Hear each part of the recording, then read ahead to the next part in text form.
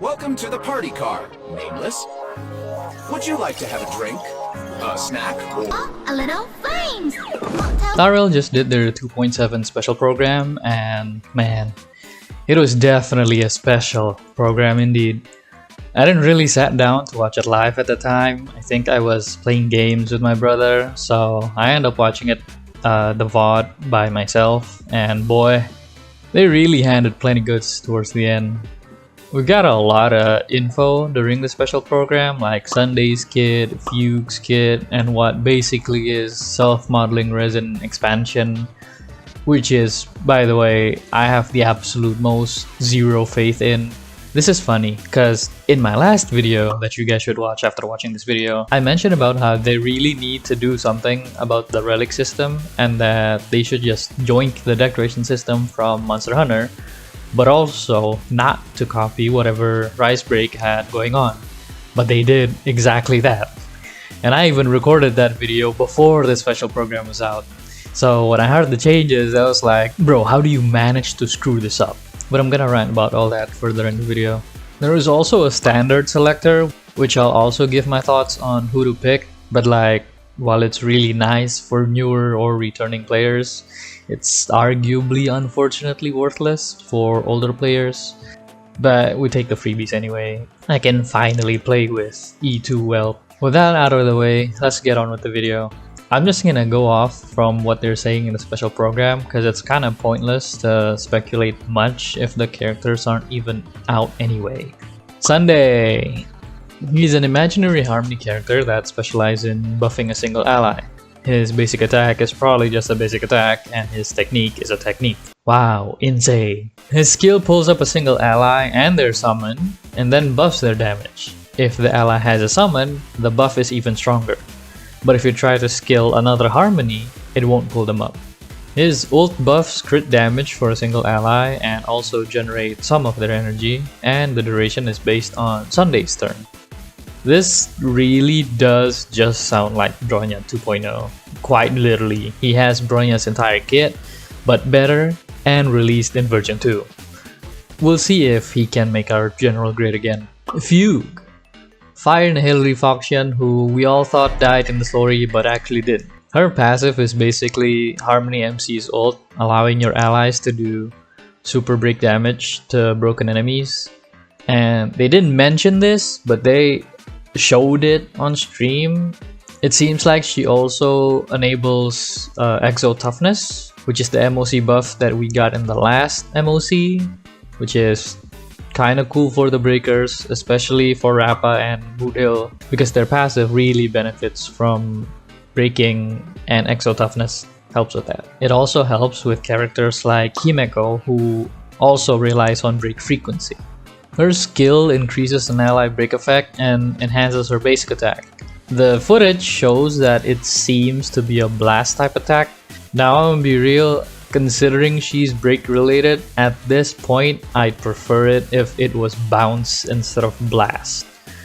But it probably wouldn't matter, right? Her ult does damage to all enemies, it's AoE, while also ignoring weakness typing. Again, because she's break related, I would have preferred if she had some sort of bounce instead. Because the break team already has Lingsha and Rappa for the AoE coverage anyway. So yeah, then again, she's looking to be the Harmony MC replacement, since a lot of people are probably going to be using Remembrance MC, so there's that. Also, Sunday is gonna have a Jingyun rerun, fitting, while Fugue is gonna have a Firefly rerun, also fitting. In my honest opinion, unless you already know what you're doing, most people should just skip the 2.7 banners. Fugue is undeniably a great addition for those who wants to pull for break teams. But if you don't care about break at all, then she's an easy skip, absolutely worthless. She does nothing for you if you don't do break. As for Sunday, he has single target damage and crit damage buff. What do these all point to? Jing hyper carries. Like it or not, as it stands, we don't know a single thing about Remembrance. All we know is that they have a summon and that's it. The summons can do plenty things, but we don't know the specifics of it all. So as of this current moment, Sunday's only pull value is to build up your hyper carries. Quite literally a premium Bronya. If you still want to play with your old hyper carries, or maybe you want to bet on him working well with Remembrance, then so be it. Pull him. But otherwise, in my opinion, for new players, returning players, or if you're confused about your account and you don't know what your pull plan is, it's a safer decision to skip him at least for now, and then see how he works with the Remembrance meta. Wow, but Remy, Sunday will make Jingon do 0 cycles. Wow, but Remy, Sunday will be able to make me clear Mark 12. I can only clear Mark 10 right now. First of all, I don't care about 0 cycling, and if you do, great. Alright, just pull him then. Secondly, like I said in my vertical and endgame video, it's not worth to pull a character for the sake of getting a few stars in the endgame modes. If you're a new player, your account is probably too fresh to be doing endgame anyway, and if you're an old player or returning player, the loss of Jades from missing the few stars is insignificant. As for Jingyuan and Firefly, I can't honestly recommend anyone pulling for them fresh. Jingyuan especially. Firefly more so, cause if you don't have Ron Mei, she's gonna feel extremely lacking. If you're pulling for Firefly's sake or Eidolon, it's fine, cause I'm doing it as well.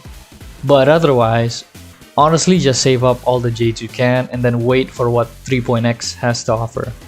I know it'll be hard facing the FOMO, but it's gonna be worth it in the long run, in my opinion. What do I feel like saving culture is dead in Honkai Star Rail? People really are just consumed by recency bias. Before I move on, I want to bring up one final thing.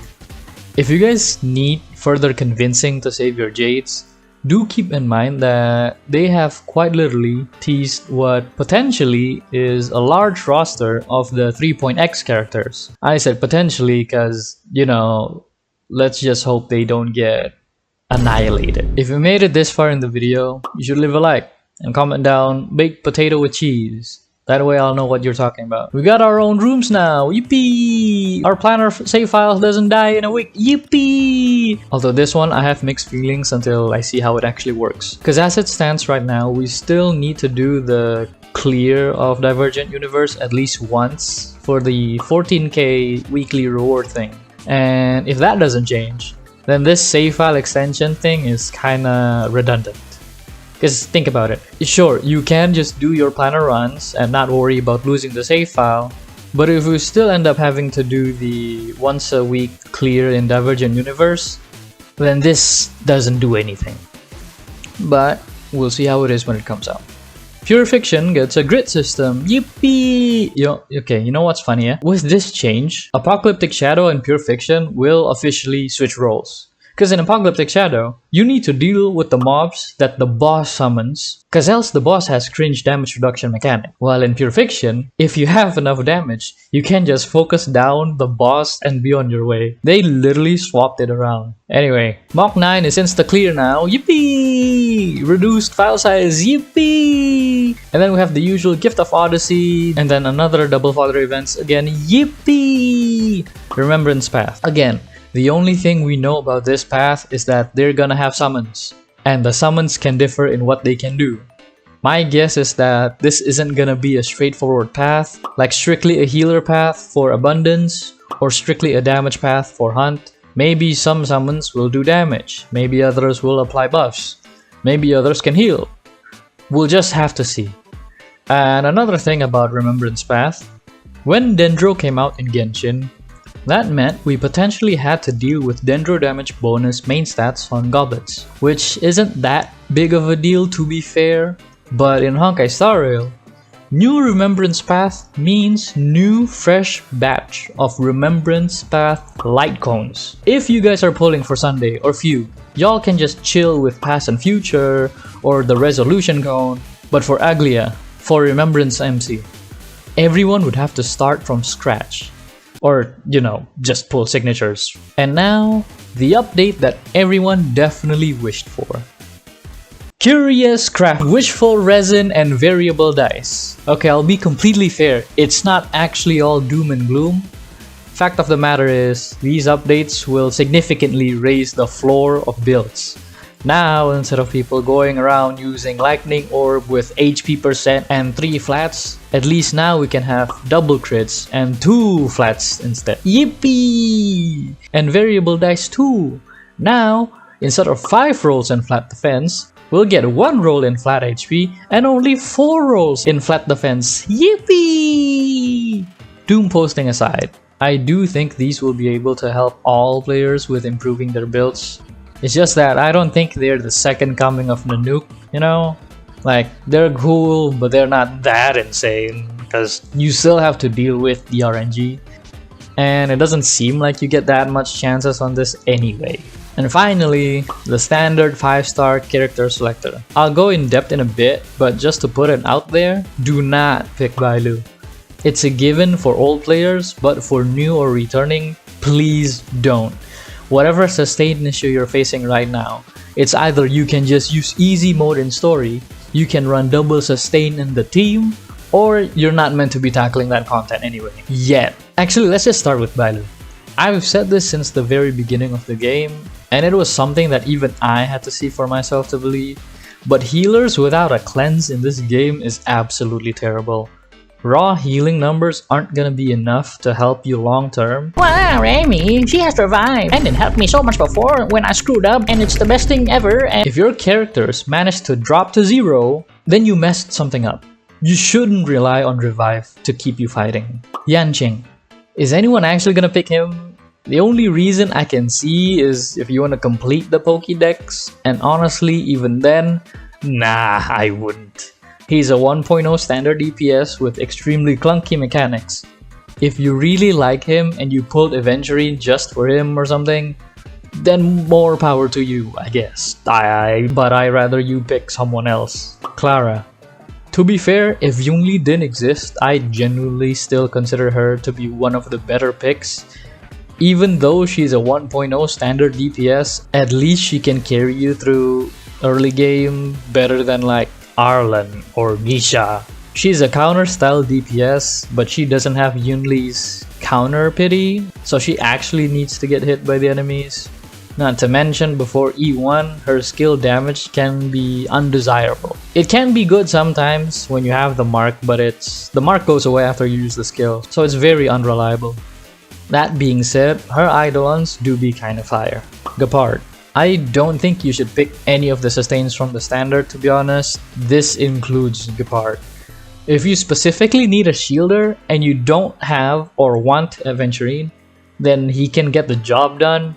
Not to mention the preservation taunt value, plus his own from his trace, plus his signature if you have it. He can redirect a lot of pressure off your team just by existing.